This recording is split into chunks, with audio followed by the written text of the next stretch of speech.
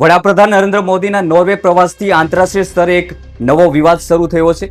વિદેશની ધરતી પર બનેલી એક ઘટના અત્યારે વૈશ્વિક મીડિયામાં હેડલાઇન બની ગઈ છે।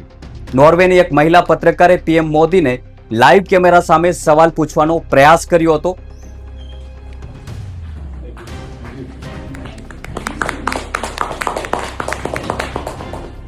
Prime Minister Modi, why don't you take some questions from the freest press in the world? આ ઘટનાના 24 કલાકની અંદર જ એક ચોંકાવનારા સમાચાર સામે આવ્યા છે। વડાપ્રધાને સવાલ પૂછનારી એ જ મહિલા પત્રકારના ઇન્સ્ટાગ્રામ અને ફેસબુક એકાઉન્ટ અચાનક બંધ થઈ ગયા છે અથવા બંધ કરી દેવામાં આવ્યા છે। આ ઘટના બાદ આખા સોશિયલ મીડિયા પર અનેક સવાલો ઉઠી રહ્યા છે। આખરે પીએમ મોદીને સવાલ પૂછતાની સાથે જ પત્રકારના એકાઉન્ટ કેમ સસ્પેન્ડ થઈ ગયા? આ વિવાદ પર વૈશ્વિક મીડિયા શું કહી રહ્યું છે? વિદેશી અખબારો આખી કોન્ટ્રોવર્સીને કઈ રીતે જોઈ રહ્યો છે? આજે આપણે આ વિડીયોમાં કોઈ પણ પક્ષપાત વગર માત્ર તથ્યોના આધારે આ વિષયનું ઊંડું વિશ્લેષણ કરીશું। ભારતીય સોશિયલ મીડિયા અત્યારે આ મુદ્દે બે ભાગમાં વેચાઈ ગયું છે। ઇન્ટરનેટ પર એક મોટો વૈચારિક જંગ શરૂ થઈ ગયો છે।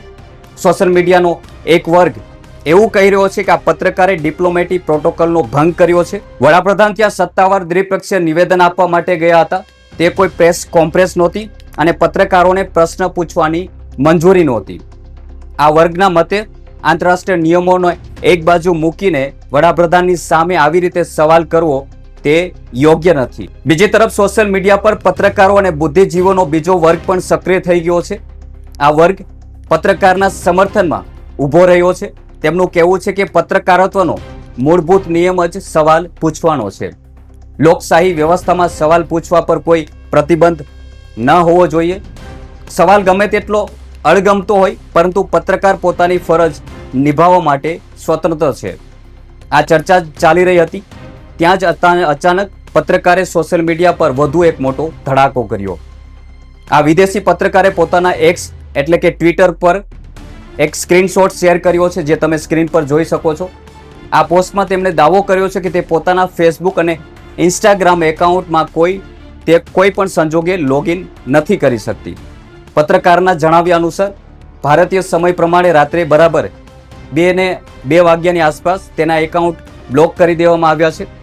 તેણે લખ્યું છે કે જે લોકો મને ઇન્સ્ટાગ્રામ પર શોધી રહ્યા છે અથવા મારો સંપર્ક કરવાનો પ્રયાસ કરી રહ્યા છે તેમને હું જણાવી દઉં કે મારો આખો ડિજિટલ એક્સેસ છીનવી લેવામાં આવ્યો છે।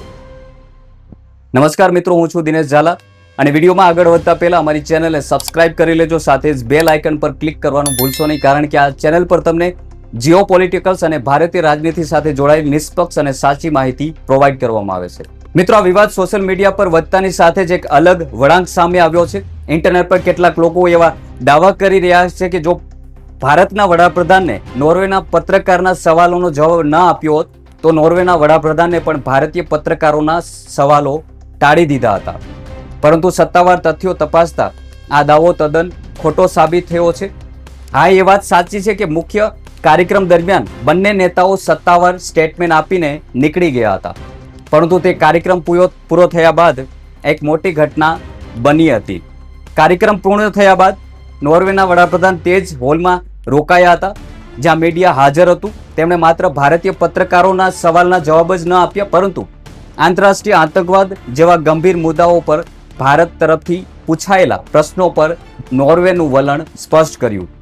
એટલું જ નહીં, નોર્વેની આ જ મહિલા પત્રકારે પોતાના દેશના વડાપ્રધાનને પણ લાઈવ કેમેરા સામે ઘેર્યા હતા અને એક ખૂબ જ આકરો સવાલ પૂછી લીધો હતો। આ મહિલા પત્રકારે પોતાના વડાપ્રધાનને પૂછ્યું હતું કે નોર્વે સરકારે ભારતને એક મજબૂત લોકશાહી દેશ કેમ કહ્યો, જ્યારે ભારતના વડાપ્રધાનને છેલ્લા ઘણા વર્ષોથી પોતાના દેશમાં જ એક પણ સત્તાવાર ઓપન પ્રેસ કોન્ફરન્સ નથી કરી।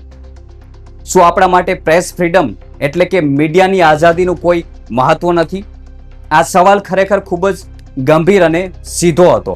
De som ikke støtter Modi og den regjeringen han styrer, de forventer mer av oss. Hvorfor skal Norge være med å løfte Modi og India opp ytterligere på den internasjonale scenen nå i årene tidligere? India er verdens mest folkerike land. Det er et demokrati. Det er i ferd med å bli en av verdens største økonomier. De ligger langt foran på teknologi. De er en del av verden hvor de kan bidra til også stabilitet.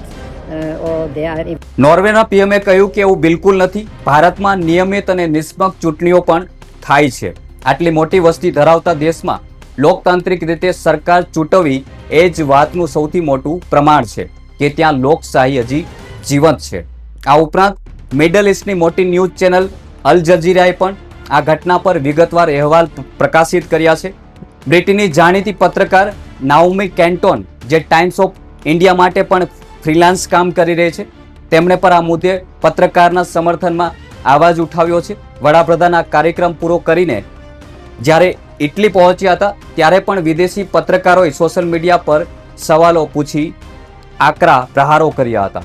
તેમણે કહ્યું હતું કે શું ત્યાં કોઈ open press conference યોજાશે કે નહીં. એટલે કે જે સવાલ અત્યારે ભારતીય મીડિયાઓ અને એક સોશિયલ મીડિયા પર પૂછી રહ્યા હતા તે હવે આંતરરાષ્ટ્રીય સ્તરે ચર્ચાનો વિષય બની ગયો છે. મિત્રો, હવે સૌથી મોટો સવાલ એ છે કે આ વિવાદ આટલો લાંબો કેમ ખેંચાયો? જો આપણે તટસ્થ રીતે વિચારીએ તો આખી પરિસ્થિતિને ખૂબ જ સરળતાથી સાંભળી શકાય છે.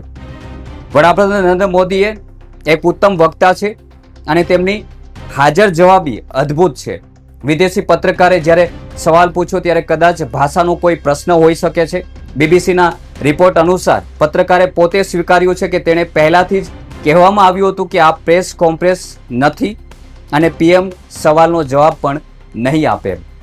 પરંતુ એક પત્રકાર તરીકે તેનું કામ પૂછવાનું હોય છે, તેથી તેને જ્યાં મોકો મળ્યો ત્યાં તેણે પ્રયાસ કર્યો. પત્રકારત્વનો આ નિયમ જ છે. જો ભારતમાં પણ કોઈ પત્રકારને પીએમ સામે સવાલ પૂછવાની 1% પણ તક મળે તો કોઈ પણ નીડર પત્રકાર ચૂપ નહીં બેસે. ભલે સામે પક્ષ જવાબ આપવાની ના પાડવામાં આવે, પરંતુ પત્રકાર પોતાની ફરજ સમજીને હેડલાઇન મેળવવાનો પ્રયાસ ચોક્કસ જરૂર કરશે. આ વિવાદ એટલે મોટો બન્યો કારણ કે વડાપ્રધાને તે સવાલ પર કોઈ પણ જાતનો પ્રતિક્રિયા ન આપી. જો પીએમએ ત્યાં હસીને નીકળી ગયા હોત અથવા તો માત્ર નો કોમેન્ટ્સ કહીને હાથ હલાવી દીધા હોત તો આ મુદ્દો ત્યાં જ શાંત થઈ ગયો હોત. પરંતુ પીએમના મૌનના વલણના કારણે આંતરરાષ્ટ્રીય મીડિયાને આ વિષય પર મોટી હેડલાઇન બનાવવાની તક મળી ગઈ. જે પત્રકારને કોઈ ઓળખતું નહોતું તેના એક જ ઘટનાએ ગ્લોબલ મીડિયામાં ચર્ચાનો વિષય બનાવી દીધો. મુદ્દો એ નથી કે વડાપ્રધાને કેટલા સવાલોના જવાબ આપ્યા. મુદ્દો એ છે કે લોકશાહીમાં પત્રકારોના સવાલોના સ્વીકારવા અને તેને સાંભળવાની એક ચોક્કસ કળા હોય છે. આંતરરાષ્ટ્રીય મંચ પર જ્યારે આવા પ્રશ્નો ઉઠે છે ત્યારે દેશની છબી પર તેની સીધી અસર જોવા મળે છે. નોર્વેની પત્રકારના સોશિયલ મીડિયા એકાઉન્ટ ભલે ટેકનિકલ કારણોસર બંધ થઈ ગયા હોય, પરંતુ આ વિવાદે વૈશ્વિક સ્તરે મીડિયાની આઝાદી પર એક મોટી ચર્ચા છેડી દીધી છે. તમે આ ઘટનાને કઈ રીતે જુઓ છો? તમારા વિચારો કમેન્ટ બોક્સમાં જરૂર જણાવજો અને આવી વધુ રસપ્રદ ન્યૂઝ સ્ટોરી જોવા માટે અમારી ચેનલને સબસ્ક્રાઇબ કરવાનું ભૂલશો નહીં. જય હિન્દ.